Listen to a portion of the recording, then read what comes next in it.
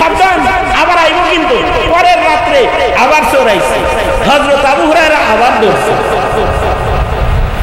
ধরে কয় কি রে 2 দিন ছেড়ে দিছে, আবার আইছিস তুই? ঠিক আছে, আজকে যদি ছেড়ে দেন তাহলে আপনার একটা ইলম শিখায় যাবো, শয়তান আপনার কোনো ক্ষতি করতে পারবে না, চোর ডাকাত আপনার কোনো ক্ষতি করতে পারবে না, চোর ডাকাতে কোনো সময় আপনার ক্ষতি করতে পারবে না। হযরত আবু হুরায়রা আসলে ইলমে দ্বীনের আশিক ছিলেন, এই কারণে উনি নবীর দরবারে না খায়া কইরা থাইকা সর্বোচ্চ হাদিস উনি সংগ্রহ করতেন, ইলমের পাগল ছিলেন। শয়তানে কইছে ইলম শিখাইবো, উনি রাজি হয়ে গেছে, ঠিক আছে শিখাও, তাহলে ছাইরা দিই। শয়তানে কয়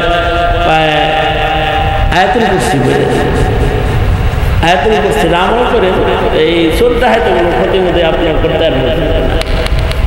হযরত আবু হুরায়রা তো ছাইরা দিছে। সকালবেলায় আল্লাহর রাসূল বলে, কি খবর আবু হুরায়রা?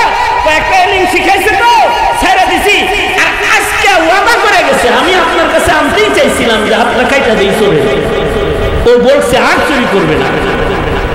আল্লাহর রাসূল বললেন, ইলম শিখাইছে ঠিক আছে, কিন্তু কথাটা মিথ্যা কইয়া গেছে, চুরি করবে না দুষ্টামি করবে না তা না, ও জিনিসটাই ও দুষ্ট করবে, দুষ্টামি করবে। কিন্তু হযরত আবু হুরায়রা শয়তানের উপরে বিজয়ী, আর মুকাসসিরিন সাহাবীদের ভিতরে একজন, ইলম বেশি যে, এ কারণে ওনার প্রভাব কিবারে সাহাবা যারা বয়োবৃদ্ধ যারা তাদের উপরে ছিল ইলমের কারণে। সেম আব্দুল্লাহ ইবনে আব্বাস, উনি যখন 18 বছর বয়স তখন তিনি পার্লামেন্ট মেম্বার, হযরত উমর ওনাকে বসায় রাখতেন সিনিয়রদের পাশে, কিসের কারণে? ইলমের কারণে। কেউ কেউ বলে উমর এই ছোট্ট 18 বছরের মানুষটারে আমাদের লগে বুড়াগর লগে বহায় থাকে, ওর কাছে ইলম আছে, ওর কাছে ইলম আছে, এ কারণে বসায় রাখি, আমরা ভুল করলে পরে লুকমা দিতে পারি। আলেম লুকমা দিবে, আলেম ভুল ধরে দিবে, আলেম শয়তানি চিনা দিবে, পহেলা বৈশাখে এই কাজ করবে না, এগুলো শয়তানি। আলেম চিনা দিবে, ওই শয়তান তার কাছে যাইবে না, ও পীর না আস্ত শয়তান বলে দিবে আলেম। আলেম কইলা দিবে অমুকে ভোট দিও না, এটা শয়তান। আলেম মানুষের ভুল ত্রুটি খুলে দিবে, আলেম খারাপকে শনাক্ত করে দেখা দিবে, কারণ তার কাছে ইলম আছে। এ কারণে শয়তান আলেমকে বেশি ভয় পায়। শুধু শয়তান আলেমকে ভয় পায় তা না, মানুষের ভিতরে যেগুলো শয়তান এগুলো আলেমদের ভয় পায়। এ কারণে শেখ হাসিনা মুফতি আমিনের নাম শুনলে পরে পানি পান করতে কয়েক গ্লাস, আর এই শেষ সময়ে এসে মামুনুল হক নাম হলেও পানি খেত। এই কারণেই মামুনুল হকের নাম সংসদে পর্যন্ত উচ্চারণ করছে। কত টেনশন ছিল একটা আলেম হইয়া, কারণ শয়তানের সাথে আলেমের সাথে দুশমনি, আর মানুষের ভিতরে যারা শয়তান তারা আলেমদেরকে পাত্তা দেয়। সমাজে যাদেরকে দেখবেন এরা আলেমদেরকে বৃদ্ধাঙ্গুলি দেখায়, আলেমদেরকে অপমান করে, তাদেরকে চিনে রাখবেন, ওগুলো হলো মানুষ শয়তান, মানুষ শয়তান, যাদের কাছে মানবীর সাথে সম্পর্ক নাই, আলেমের সাথে সম্পর্ক নাই, মানুষ শয়তান। হযরত আবু হুরায়রা ইলমের কারণে শয়তানের উপরে বিজয়ী ছিলেন। আর এই আবু হুরায়রা মেয়ের জামাই ছিলেন সাঈদ ইবনে মুসাইয়িব রাহমাতুল্লাহি আলাইহি। সাহাবী দেখছে তো, নবী না দেখলেও ঈমানের পাওয়ারটা কি? ঈমানের পাওয়ার হলো সুদীর্ঘ। এই কথাটা শোনার সাথে সাথে একটা সুবহানাল্লাহ ডেলিভারি দিন ভালো করে। হযরত সাঈদ ইবনে মুসাইয়িব আগে কইল, হযরত সাঈদ ইবনে মুসাইয়িব সুদীর্ঘ 40 বছর আযানের আগে মসজিদে ঢুকে বসে রয়েছেন। 40 বছর। আরো জোরে আওয়াজ করে বলেন, আরো জোরে করে আওয়াজ করে বলেন, কত বছর? হ্যাঁ, আযানের আগে মসজিদে ঢুকছে 40 বছর সাঈদ ইবনে মুসাইয়িব। আমরা পারি? আমরা শয়তানের কাছে পরাজিত। আর ওনারা 40 বছর আযানের আগে মসজিদে গিয়ে বসে থাকছেন। উনাকে জিজ্ঞেস করা হয়েছে সাঈদ ইবনে মুসাইয়িবকে, আযানের আগে মসজিদে আয়েশা কেন আপনি বসে থাকেন জানতে চাই। সাঈদ ইবনে মুসাইয়িব বলে, ময়দানে মাহশারে যদি এমন কোন মামলা হয়, আমার ঘর মসজিদে করে ডাইকা আনা লাগবে। যারা আযানের পরে মসজিদে আসে তারা আসামি হয়ে যাবে। আমি সাঈদ ইবনে মুসাইয়িব সব সময় আযানের আগে মসজিদে ঢুইকা বইসা থাকি জন্য যেন ময়দানে মাহশারে আল্লাহর কাছে আমার ঘরে ডেকে আনা লাগলো কেন মামলার আসামি যেন আমি না হয়ে যাই। এমনকি উনার মসজিদের সাথে এত খাতির ছিল, মদিনা তয়বায় 3 দিন একবার আযান বন্ধ ছিল যখন ইয়াজিদি বাহিনী মদিনায় হামলা করেছিল। ইয়াজিদি বাহিনী ক্ষমতার জন্য মদিনায় হামলা করেছিল। 3 দিন মসজিদে নববীতে আযান হয় নাই। যারা ক্ষমতা প্রতিষ্ঠা করতে যায় তারা মানুষের ইবাদত বন্ধ করে দেয়, আযান দিতে দেয় নাই ইয়াজিদি বাহিনী। শেখ হাসিনা ক্ষমতা প্রতিষ্ঠা করতে গিয়ে ওয়াজ বন্ধ করে দিচ্ছে, ওয়াজ বন্ধ করছে, মাহফিল হইতে পারবে না, থানার পারমিশন ছাড়া। ইয়াজিদি বাহিনী মদিনার আযান বন্ধ করে দিয়েছিল। 3 দিন মসজিদের নববীতে আযান হয় না। আর জমিনের উপরে ক্ষমতা লিপ্সু যারা, ক্ষমতা প্রেমী যারা, ক্ষমতার লোভ যাদের আছে, এদের নজরে সে ছাড়া আর কোন ভালো মানুষ সে চায় দেয়। যারা ক্ষমতা প্রেমী হয় এর নজরে তার চাইতে ভালো মানুষ জমিনে আর সে চোখে দেখে না। এখন যদি তার সামনে কোন সাহাবীও থাকে সে মনে করে আমার দাম বেশি, ক্ষমতা প্রেমী। এই কারণেই মদিনায় হামলা যখন করছে তখনও মদিনাতুল মুনাওয়ারাতে সাহাবী কিছু বিদ্যমান ছিল। এই ইয়াজিদি বাহিনী সাহাবীদের ঘরে বইকা সাহাবীদের যুবতী মেয়েদেরকে বের করে তারপরে তারা বেইজ্জত করেছে, মুখ কালা করেছে, বেইজ্জত করেছে, জিল্লতি করেছে। শুধু তাই না, ওই সময় মদিনাতুল মুনাওয়ারাতে জাবের ইবনে আব্দুল্লাহ সাহাবী, আলেমুদ্দিন সাহাবী বিদ্যমান ছিলেন। জাবের ইবনে আব্দুল্লাহ জীবনের শেষ ভাগে এসে অন্ধ হয়ে গেছিলেন, অথচ উনি এত ইলম পিপাসু মানুষ ছিলেন যে জাবের ইবনে আব্দুল্লাহ তিনি আব্দুল্লাহ ইবনে উনাইসের কাছ থেকে বুখারী শরীফে আছে একটা হাদিস রিওয়ায়াত শোনার জন্য মদিনা থেকে সুদূর কুফা পর্যন্ত পায়ে হেঁটে গেছে। একটা হাদিস শোনার লেগে পায়ে হাইটা মদিনা থেকে উনি সুদূর কুফায় গেছে। এই জাবের ইবনে আব্দুল্লাহ তিনি তখন মদিনায় অবস্থানকারী, বয়সের ভারে ওনার চোখ তখন অন্ধ হয়ে গেছে, চোখে দেখে না। ইয়াজিদি বাহিনী গিয়ে এই জাবের ইবনে আব্দুল্লাহর মতো আলেম সাহাবীর পিঠের উপরে লাথি মেরে ওনাকে মাটিতে ফেলায় গেছে। যারা জালেম হয় তারা সাহাবী নির্যাতনকারী হয়। জালেম যারা হয়, হাজ্জাজ ইবনে ইউসুফ আব্দুল্লাহ ইবনে জুবাইরের মতো সাহাবীকে শহীদ করেছে। এই যারা ক্ষমতা লিপ্সু জালেম হয় এরা আলেম হত্যাকারী হয়, আলেমদের নির্যাতনকারী হয়। যেমন শেখ হাসিনা এদেশের আলেমদেরকে ফাঁসির কাস্টে ঝুলাইছে, আলেমদেরকে শহীদ করেছে, শাপলা চত্বরে আলেমদেরকে গুলি করে করে পাখির মতো মেরেছে, শুধুই মাত্র ক্ষমতার জন্য। যারা ক্ষমতা লিপ্সু হয় তারা জালেম হয়, তারা আযান বন্ধ করে দেয়, ইবাদত বন্ধ করে দেয়। বাংলাদেশ মুসলমানের দেশ, এই দেশের ক্ষমতার চেয়ারে বসে থাকতে গিয়ে যারা মুদির দালাল হয়ে আযান বন্ধ করে কুলুর চালু করতে চায়, বাংলাদেশ মুসলমান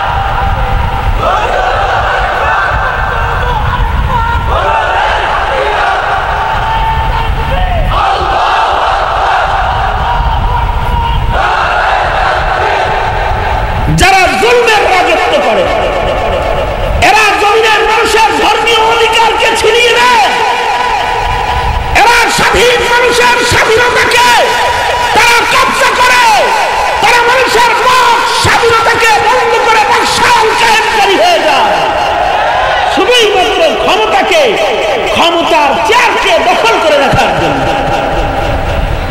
এই ইয়াজিদি বাহিনী গিয়েছিল মদিনায়, যায় মসজিদে নববীর আজান বন্ধ করে দিয়েছে। কয়দিন আজান হয় নাই মদিনায়? 3 দিন মদিনা শরীফে আজান হয় নাই। আশ্চর্য বিষয় হলো, আমি যেই কথাটা বলার জন্য এই পটভূমি টানলাম, সেটা হলো মসজিদে নববীতে তখন কেউ না থাকলেও মসজিদে নববীতে তখন সাঈদ ইবনে মুসাইয়িব মসজিদে 3 দিন নামাজ পড়ে পড়ে মসজিদে নববী কান্না বন্ধ করে। আল্লাহু আকবার কাবীরা।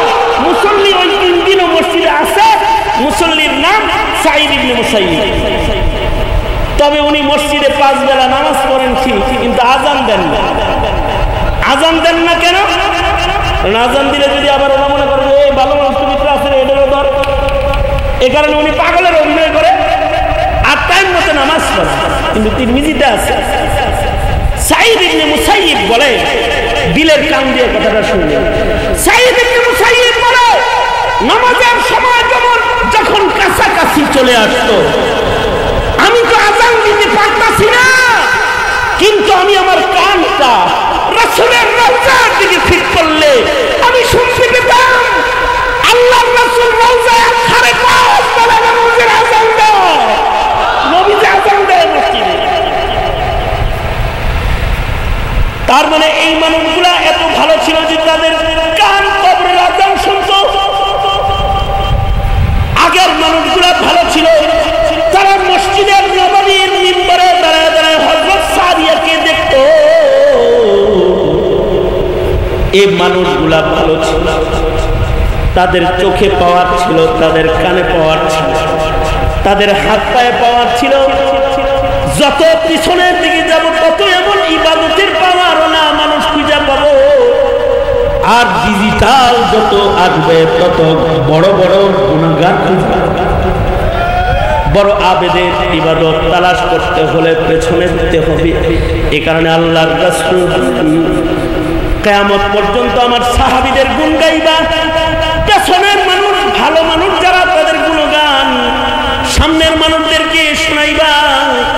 সাবধান সাবধান, সাহাবীদের সমালোচনা কখনো তোমরা করবা। আল্লাহ আল্লাহ ফি আসহাবি লা তাত্তাখিযুহুম গরাদাম মিন বাদি ফামান আহাব্বাহুম ফাবিহুব্বি আহাব্বাহুম ওয়া মান আবগাদাহুম ফাবিবুগযি আবগাদাহুম ওয়া খায়রুল কুরুনি কারনি সুম্মাল্লাযীনা ইয়ালুনাহুম সুম্মাল্লাযীনা ইয়ালুনাহুম। তার মানে হলো 2019 সাল 20 সাল 21 সাল ভালো ছিল, তখন ভালো মানুষ বেশি ছিল। তখন জমিনের উপরে শাইখুল ইসলাম আহমদ শফী বাঁচা ছিল, তখন আল্লামা জুনায়েদ বাবুনগরী বাঁচা ছিল, তখন নূর হোসেন কাসেমী বাঁচা ছিল। আরো পিছনে যাব, শাইখুল হাদিস আল্লামা আজিজুল হক বাঁচা ছিল। আরো পিছনে যাব, হাফিজি হুজুর বাঁচা ছিল। আরো পিছনে যাব, আশরাফ আলী থানভী বাঁচা ছিল জমিনের পরে। আরো পিছনে যাব, হাজী ইমদাদুল্লাহ মুহাজিরে মক্কি বাঁচা ছিল।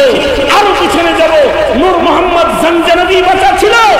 এভাবে যত পিছিয়ে যাব তত ভালো ভালো মানুষের সন্ধান পাইতে থাকবে। আর যত সামনে বাড়বো তত ভালো মানুষের সংখ্যা কমতে থাকবে। কিয়ামতের পূর্ব মুহূর্তে জমিনের উপরে একটা মানুষ এমন পাওয়া যাবে না যে বলবে আল্লাহ আল্লাহ আল্লাহ আল্লাহ।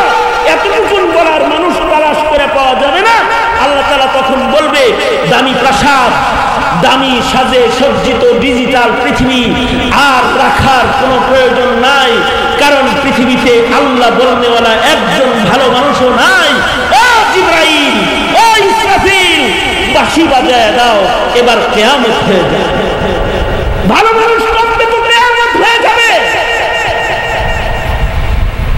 ভালো মানুষদের কিছু কোয়ালিটি আল্লাহ তাআলা বলেন, আমার নবীর যুগের ভালো মানুষদের কিছু গুণ। মুহাম্মাদুর রাসূলুল্লাহ ওয়াল্লাযীনা মা'হু আশিদ্দাউ আলাল কুফফার ওয়াল্লাযীনা মা'হু আশিদ্দাউ আলাল কুফফারি রুহামাউ বাইনাহুম তারাহুম রুকআন সুজদান ইয়াবতাগুনা ফাদলান মিনাল্লাহি ওয়া রিদওয়ানা সীমাহুম ফি ওজুহিহিম মিন আসারিস সুজুদ। আল্লাহ তাআলা নবীর যুগের সাহাবীদের কিছু ভালো গুণ বর্ণনা করতেছেন। সাহাবীদের একটা ভালো গুণ হলো আশিদ্দাউ আলাল কুফফার আর রুহামাউ বাইনাহুম। আগের যুগের মুমিন তারা ভালো ছিল আল্লাহর কাছে, এই কারণে যে তারা কাফিরের সাথে ছিল তারা শক্ত, আর নিজেরা নিজেরা ছিল একে অপরের ভক্ত। রুহামাউ বাইনাহুম, নিজেরা নিজেরা আপসে ছিল শির ও শাক্কার, চিনি আর দুধের মতো। আর কাফেরদের সাথে ছিল তারা দুর্বার, বিদ্রোহী, বিপ্লবী, মুজাহিদ। জমানা কত বদলাইছে যে তারা ছিল কাফেরের সাথে শক্ত আর একে অপরে ছিল একে অপরের ভক্ত। কারণ মুসলমানিত্বের ভালোবাসার পূর্ণতা তাদের ভেতরে ফুটে উঠত। এত পরিবর্তন ১,৫০০ বছরে হয়েছে যে এখন মুসলমান হয়েছে কাফেরের ভক্ত, আর নিজেরা নিজেরা হয়েছে ভয়ঙ্কর শক্ত, নিজেরা নিজেরা। তাছাড়া আজকে গাজার মুসলমানদেরকে ইসরাইল নিঃশেষ করে দিয়েছে। শেষ অবস্থানটুকু তাদের বাকি রাখছে না। মাসুম মাসুম নারী ও শিশুর উপরে বোম মেরে তাদেরকে মাটির সাথে মিশিয়ে দিতেছে। এই সময়ও ইসরায়েলের চতুর্দিকে যেই পরিমাণ মুসলমান বসবাস করছে, যদি খালি নিজেরা নিজেদের ভক্ত হইত, তাহলে ইসরায়েলের চতুর্দিকে অবস্থানগত মুসলমানরা যদি শুধুই মাত্র মুখের থুথুটা খালি নিক্ষেপ করত, মুসলমানের থুথুটা দেশে ইসরায়েল সাগরে নিক্ষিপ্ত হয়ে যেত আরব সাগরে। কিন্তু মুসলমান এতটুকুন ভক্তি নিজেদের ভেতরে নিজের মহব্বতকে প্রকাশ করতে পারে নাই, যে কারণে তারা নীরবতা পালন করেছে। আর মুসলমানদেরকে কাফেররা ঐক্যবদ্ধভাবে নির্যাতন চালাচ্ছে। বাংলাদেশ বাংলাদেশ দেশের জাতীয় মানুষ তথা এদেশের জনগণের ভক্ত না হয়ে আজকের ক্ষমতাসীন যারা, তাদের কেউ হয়ে যায় মোদির ভক্ত, কেউ হয়ে যায় আমেরিকার ভক্ত, কেউ হয়ে যায় চায়নার ভক্ত, এক একজনের ভক্ত হয়ে যায়। দেশের মানুষের দিকে না তাকিয়ে তখন ভারতের স্বার্থকে দেখা শুরু করে অথবা আমেরিকার স্বার্থকে দেখা শুরু করে। কাফেরের সাথে হয় দোস্তি, আর আপোষে হয় বিবাদ আর দ্বন্দ্ব আর কলহ। নিজেরা নিজেরা ভালোবাসা নেই, ভালোবাসা পয়দা করে কাফের মুশরিকের সাথে। এটা হলো পূর্বের যুগের মুসলমান আর এই যুগের মুসলমানের শক্ত আর ভক্তর ব্যবধান। আর গুনাহ আর ইবাদতের ব্যবধান তো আছে। তারাহুম রুকআন সুজদান ইয়াবতাগুনা ফাদলান মিনাল্লাহ, ইয়াবতাগুনা ফাদলান মিনাল্লাহি ওয়া রিদওয়ানা। আগের যুগের মুসলমানদের দিকে তাকাইলে দেখা যাইত তারা সেজদায় আছে, রুকুতে আছে। ঘরে তাকাইলে সেজদারত মানুষ পাওয়া যেত, গাছতলায় তাকালে নামাজি মানুষ পাওয়া যেত, মাঠে ময়দানের ভেতরে আল্লাহর নামের জিকির করনে ওয়ালা পাওয়া যেত। তার মানে তারা রুকু সেজদা ইবাদতের মাধ্যমে আল্লাহ পাকের দয়া, আল্লাহর ফজল, করুণা, মায়া, মমতার সন্ধান তারা করত। তারা ছিল ইবাদতের মাধ্যমে রবের করুণা ভিখারি, রবের রহমত ভিখারি। আর আমরা উল্টা আমাদের দিকে তাকাইলে, এখন মুসলমানের দিকে তাকাইলে দেখা যায় মুসলমান পাপাচারী মত। সিপা সাপা তাকাইবেন কি ইবাদত করতে কাউরে দেখবেন না, দেখবেন গুনায় মত।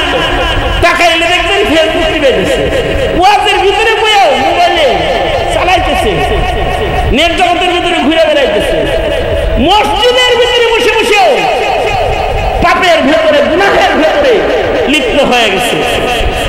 এমন কোন ঘর পাওয়া মুশকিল যে ঘরের ভেতরে ইবাদত চালু আছে।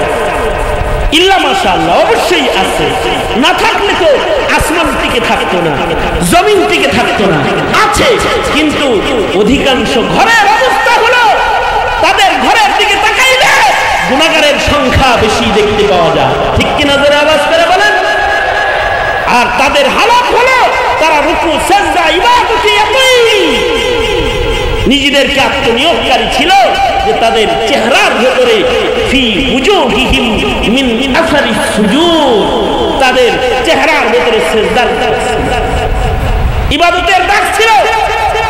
আর এখনকার দেহের ভিতরে রাজনীতি কুপাকুপির দাগ আছে, কুপাকুপির দাগ। আমি এক এলাকায় মাহফিলে গেছি, এক লোক এসে কয়, এক যুবক এসে কয়, হুজুর 15 বছর পরে বাইরেছি, এই দেখেন কোপের দাগ, এই দেখেন গুলির দাগ, গাড়ের ভিতরে গুলি আছে, হাতে চাইনিজ কুড়ালের কোপ আছে, দাগ দুগ আছে, এগুলো দেখা যাচ্ছে। এত কুপান কুপাই ছিল আপনার, এখন আপনি কুপানের নিয়ত করছেন না বাইরে? তাই আমার এক কথায় একটা তকবীর দে,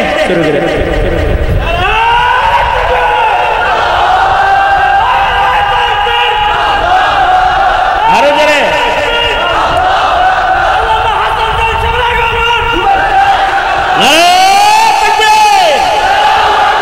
আমার দোস্ত আয়া করছে, দোস্ত দেখতেও যেমন, কোরআন তেলাওয়াতটাও তেমন, ওয়াজটাও তেমন, মুহাদ্দিসটাও তেমন, শাইখুল হাদিসটাও তেমন।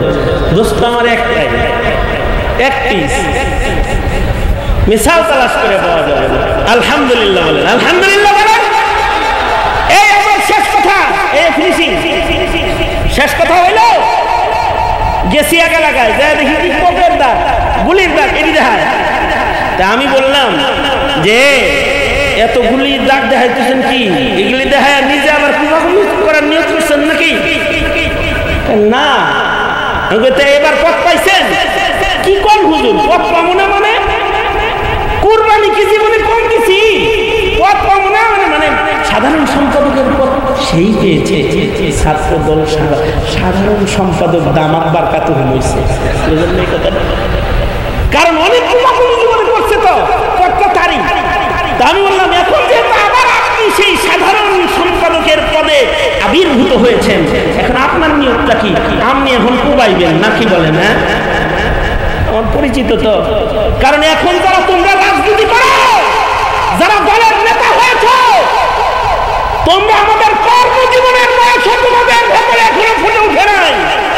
আমাদের কর্মজীবন 27 বছর, তুমি এখন 20 বছর 21 বছরের ছাত্র দলের নেতা, যুব দলের নেতা, তুমি অমুক দলের নেতা, অমুক দলের নেতা। হ্যাঁ, আলেমদেরকে মনে করো যে এরা কি, আমি তো নেতা। তুই নেতার কানে আজান হয়েছে এই মৌলবীর কথায়, তোর নামকরণ করেছে এই আলেমরা।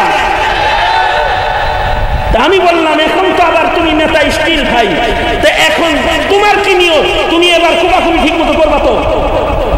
সে আমার কাছে বিব্রত হয়েছে। আমি বললাম আমি হাতে করে তোমাকে একটা কথা বলি, জীবনে মার খাইছ, জন্মের শিকার হইছ, প্রতিদান পাবা আল্লাহর কাছ থেকে। তোমরা নেতা হয়ে তোমরা আবার আওয়ামী লীগ হয়ে যাবে না, আওয়ামী লীগ হয়ে যাবে না তোমরা। তোমার গায়ে কোপের দাগ আছে, এখনো সিজদার দাগ লাগাও নাই, আজ থেকে ইবাদতের দাগ দেহের ভেতরে লাগাও, আল্লাহর কাছ থেকে ক্ষমা পাবো। কারণ সাহাবায়ে কেরামের গুণ হলো ফি উজুহিহিম মিন আসারি সুজুদ। সুতরাং আমরা আমাদের জীবনে যদি নজর পেতে চাই, আমাদের ভেতরেও লাগবে ইবাদতের দাগ। ইনশাআল্লাহ বলেন, আরো জোরে বলেন ইনশাআল্লাহ, জোরে জোরে বলেন। শুকরিয়া হলো আপনাদের এলাকার নেতৃস্থানীয় যারা, তারা লম্বা সময় বসে বয়ান শুনেছে। আমার বাম পাশে ডান পাশে যারা বসে রয়েছে এরা নেতা। আমি কিছু কথা যে ওনাদেরকে শোনাইতে পেরেছি, কারণ আমি তো 1 বছর জেলখানায় ছিলাম। হাসিনার স্টিম রোলার আমার উপরে চলেছে তো 1 বছর, সুতরাং আমার কথা তাদের শোনার দরকার ছিল। আমি আবেদন জানাবো, এলাকার কোন আলেম ওলামা তথা ওয়াজ মাহফিল তথা ইসলামী কার্যক্রম, এই সকল জায়গায় যদি এই নেতাদেরকে কখনো ভূমিকা নেতৃত্বের ভূমিকায় তারা নাও রাখে, তাদের সান্নিধ্যে সোহবত নিতে যায় এভাবেই বসে থাকবেন আপনারা। এই নামের দরকার নেই আপনাদের, সব জায়গায় নাম লাগে না। রাজনীতি করতে পুস্তারে নাম লাগে, কিন্তু ইবাদত করতে পুস্তারে নাম লাগে না। আলেমদের নাম থাকলে আপনারা সোজা হয়েই বসে থাকবেন। এই আদর্শ আপনাদের ভেতরে আমরা দেখতে চাই, কারণ এই আদর্শটা পেছনের যারা রাজনীতি করছে, আওয়ামী লীগের জুলুমের রাজনীতি যারা করেছে, তাদের রাজনীতি আর আপনাদের রাজনীতির ভেতরে ব্যবধান। ধন্যবাদ জানাই, পোস্টারে নাম নাই, এদের কারণ নাম নাই, শুকরিয়া। এরা বিপ্লবী হলে দেশের অন্যায় কার্যক্রম বন্ধ হয়ে যাবে ইনশাআল্লাহ, কারণ এই ছাত্র বিপ্লবের মাধ্যমেই হাসিনা এই দেশ থেকে বিদায় নিয়েছে, ঠিক কিনা? হ্যাঁ, ওলামা একরামের কোরবানি আছে আর যুবক সমাজের মেহনত আছে। আল্লাহ তাআলা কবুল করুন। আমার দোস্ত এসে বলেছেন, দোস্তকে আপনাদের কাছে আমানত আর আপনাদেরকে দোস্তের কাছে আমানত দিয়ে আমরা সকলে পিছনের যুগের খাঁটি মুমিনদের নকল করব, এই নসিহাটা আপনাদের সামনে রেখে আমি আমার সংক্ষিপ্ত কথা এখানেই শেষ করছি। जो कुछ हुआ या रब तेरे करम से हुआ, जो कुछ होगा तेरे करम से ही होगा। একটা লোক যদি নড়াচড়া করছেন,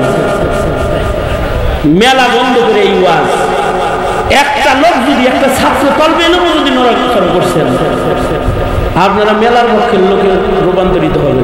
কোনো নড়াচড়া নেই, চুপচাপ বসে থাকবেন। আখেরি মুনাজাত করে পঙ্গপালের মতো একসাথে যাবেন ইনশাআল্লাহ। বলেন আল্লাহ কবুল করেন। আসসালামু আলাইকুম ওয়া রাহমাতুল্লাহ।